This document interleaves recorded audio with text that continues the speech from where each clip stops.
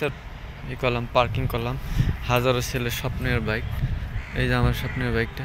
এখানে অনেক বাইক আছে, অভাব নাই বাইক, প্রতিটা এরিয়াতে দেন অসংখ্য বাইক, হাজারো বাইকের মেলা, প্রতিটা ছেলের স্বপ্ন। আমি আইলাম আজকে সেনা কমপ্লেক্সে, পার্কিংয়ে আসলাম। অসংখ্য বাইক, এমন নাই যে বাইক, এই যে আমি হাডলুকের তালাটা মারিয়ে দেখলাম তো সেফলি। অসংখ্য বাইক আছে এখানে, প্রতিটা আসলে ভালোই লাগে যে এত সেনা কমপ্লেক্সের মধ্যে এতগুলো বাইক। আমি যে একজন রাইডার আসতেছে বাইকিং করার জন্য, তো বাইকটা পার্কিং করলাম আর কি।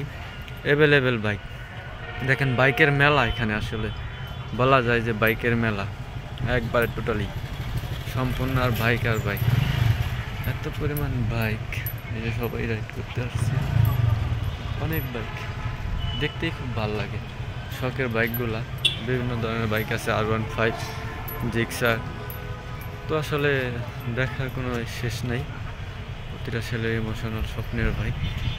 আমার কাছে খুব ভালোই লাগে বাইক রাইড করতে বা দেখতে। আমারও জিক্সার বাইকটা নিয়ে করলাম আর কি টোটালি।